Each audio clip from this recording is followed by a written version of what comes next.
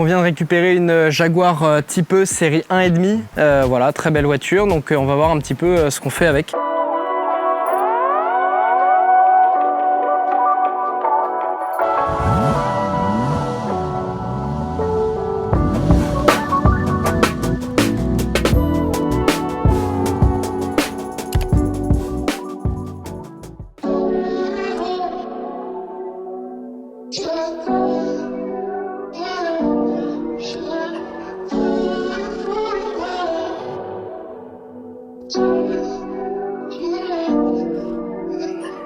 Bonjour à tous, donc vous allez certainement reconnaître la Jaguar Type E qu'on est allé chercher chez un de nos clients.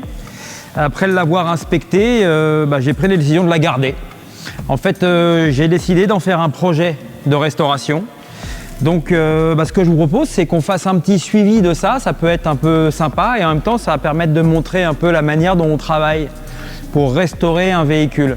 Alors j'ai pas encore décidé ce que j'allais en faire en termes de couleur, j'ai pas décidé ce que j'allais en faire en termes d'intérieur, en termes peut-être d'amélioration mécanique si c'est nécessaire.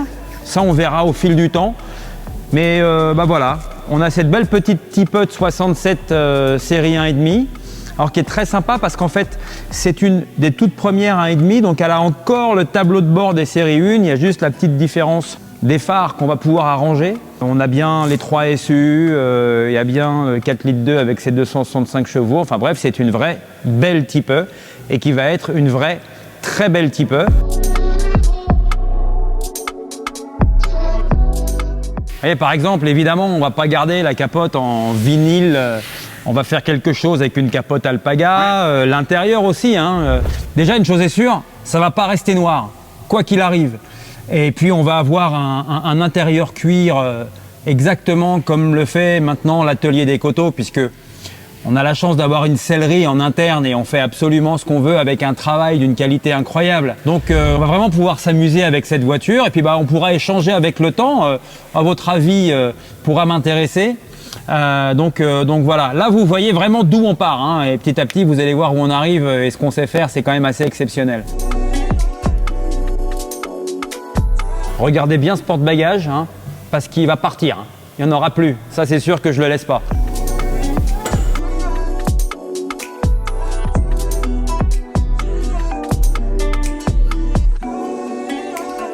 Bon, là, évidemment, tout va être enlevé. On va tout reprendre, les trains roulants, les suspensions, le refroidissement.